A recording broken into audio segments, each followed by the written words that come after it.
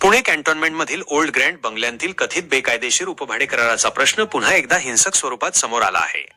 वानवडी परिसरात एका सेवानिवृत्त लष्करी अधिकाऱ्याला बाउन्सरच्या मदतीने घर खाली करण्यासाठी निवृत्त सेनानी कर्नल सुरेश पाटील, लता पाटील आणि त्यांची मुलगी अश्विनी आवटे यांना शिवीगाळ करीत मारहाण करून तोडफोड व जीवे मारण्याच्या धमक्या दिल्याचा गंभीर आरोप असून या प्रकरणी 7 जणांविरोधात गुन्हे दाखल करण्यात आले आहेत. या विषयासंदर्भात संपूर्ण माहिती देण्यासाठी सुरेश पाटील यांनी पत्रकार परिषदेचे आयोजन केले होते.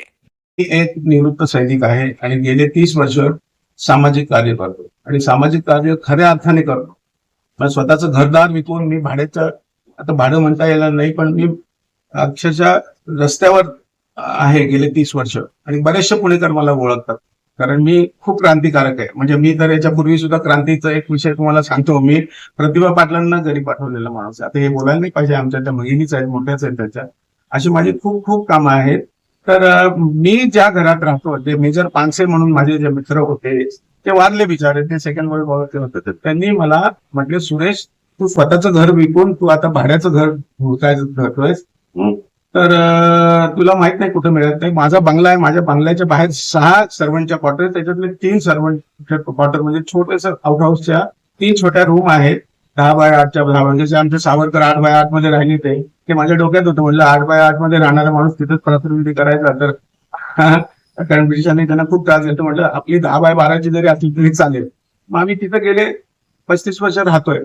पण आता झालं काय, ते मेजर पानसेच्या माहितीनंतर त्यांच्या मुलाला आता ते घर विकायचं आहे आणि त्यांनी ते घर, हे 2 जे चित्रामध्ये तुम्ही पाहाल, त्या दोघांनी काय केलेलं आहे, त्यांनी 3 तारखेला येऊन आमच्या घरावरच्या गार्डन मध्ये लिटरली हल्ला केला, काही कारण नसताना. त्यांना विचारलं की काही तुमच्याकडे पत्र आहे का, काय. माझ्याकडे क्लिप आहे, ती दाखवतो, तुम्ही बघा तिथे वापरा.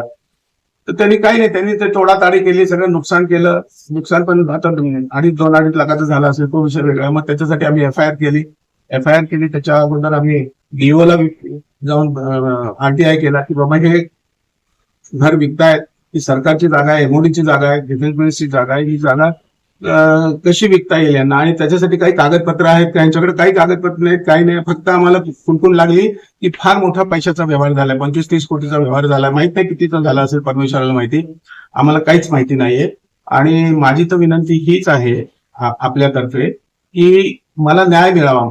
आणि मी समाजासाठी झटतोय. मी या देशाला 71च्या युद्धामध्ये अर्धा लिटर तरी रक्त दिलेला माणूस आहे आणि आता सुद्धा दररोज ऑलमोस्ट माझं थोडं बहुत रक्त सांगतच या देशासाठी. धरणावर मी काम करतो. मी एका धरणावर नाही, मी आता नेरमध्ये, साताऱ्यामध्ये केलं, नाशिकमध्ये करतोय. आणि माझी अजित पवारांना पण परवाचा फोटो तुम्ही पहा, अजित पवारांची माझी तीच चर्चा झाली. म्हटलं साहेब आपण 25 धरणं ह्या मार्च ते जून महिन्यामध्ये करूया, कारण आमच्याकडे 4च महिने असतात.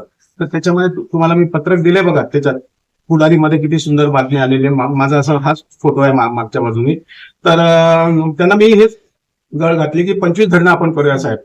आणि कॉन्ट्रॅक्टिंग नाही, लोकसभा का, ज्याला माती पाहिजे त्याला घेऊन जाऊन दे ना, आपलं आयतं फ्रीमध्ये काम होईल ना. आणि सगळा पूर्ण पुणे जिल्हा ऑर्गॅनिक फार्मिंगवर जाईल आणि 12 नवीन धरणं बांधण्याचा फायदा होईल. तर हा विचार घेऊन मी काम करतोय. तर माझ्या घरावरती ज्या पद्धतीने अटॅक झाला, तर माझ्या मुलीला, माझ्या बायकोला, मला सुद्धा शिवाय दिला. मी तिथं पडलो, मला खूप लागलं, मला इंजेक्शन घ्यावं लागलं जाऊन दुसऱ्या दिवशी गिलचे हॉस्पिटलमध्ये जाऊन.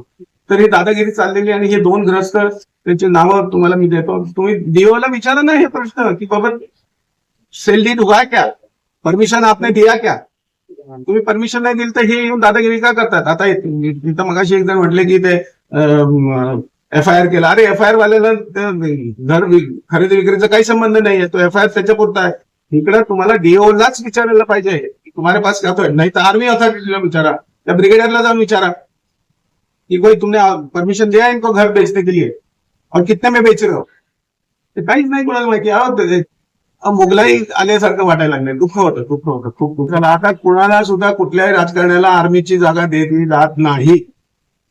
तर कुणाला तरी वाहून घ्यावं लागतं विषयाला, तर त्याचं फळ दुसऱ्याला मिळतात. आता मी स्वतःला ज्या पद्धतीने, माझ्यासारखे अजून काही असतील सैनिक जे कुठेतरी असे राहत असतील, त्यांना सुद्धा त्रास होत असेल, पण बिचारे बोलत नाही. आता माझ्याकडे तेवढी शक्ती आहे, मी बोलणाऱ्यापैकी आहे, मी थोडा क्रांतिकारक असल्यामुळे मी तुमच्यापर्यंत पोहोचलो. आता हे सुद्धा माझं गेल्या 20 वर्षापासूनच ओळखीचं आहे. हे सगळ्यांना पण खूप दिवसापासून ओळखतो, तुम्हाला पण ओळखतो. तर आता माझी तर विनंती आहे की मोठ्या चॅनल्सनी पण, तुमचे तर सगळे चॅनल आहेतच आहे, पण ह्याला अजून त्याला पब्लिसिटी द्या. म्हणजे सुरेश पाटील पर्सन आहे, मी तर काय अजून कुठेही जाऊन राहील. मला तर धरणावरती तिथं शेतकरी फुकट जागा देत आहेत की साहेब तुम्ही या, आम्हाला तुमचा सहवास पाहिजे. कालच मी कल्याणमध्ये होतो, सिंहगडच्या पायथ्याशी 100 विद्यार्थी तुमच्या SSPMS चे, तिथे 2 दिवस मी तिथे होतो. ते श्रमदान करून तिथं तळ आम्ही करत होते. त्याचं पण तुम्ही बातमी करा, मी तर म्हणतो. आणि माझ्याकडे इन्व्हेरेबली त्याच्या अगोदर पुणा कॉलेजचे 70 विद्यार्थी येऊन NSS चे विद्यार्थी माझ्या इथं राहिले होते. त्याच्या अगोदर वाडे कॉलेजचे 100 विद्यार्थी येऊन राहिले. 7 दिवस राहतात. आजकाल हे फार सुंदर कल्पना आलेली आहे. NSS म्हणून हा जो प्रकार आहे NCC सारखा, त्यांना 7 दिवसाचं कॅम्पिंग करावं लागतं खेडेगावात जाऊन. तो माझ्या इथे येऊन ऑलमोस्ट दर आठवड्याला कोणी ना कोणी असतं. तुम्ही येऊन बघा किती सुंदर केलंय ते. जी कारवाई न झाल्यास काय करतात? हा, माझी तर विनंती आहे की कारवाई व्हावी, म्हणजे पोलिसांनी कारवाई करावी आणि DOनी त्याच्यावरती कारवाई करावी की बाई गव्हर्नमेंटच्या कुठल्याही MODची परमिशन नसताना तुम्ही ही जागा कशी विकताय, आणि विकत असाल तर त्याचे काय डॉक्युमेंट्स आहे ते दाखवणं गरजेचं आहे.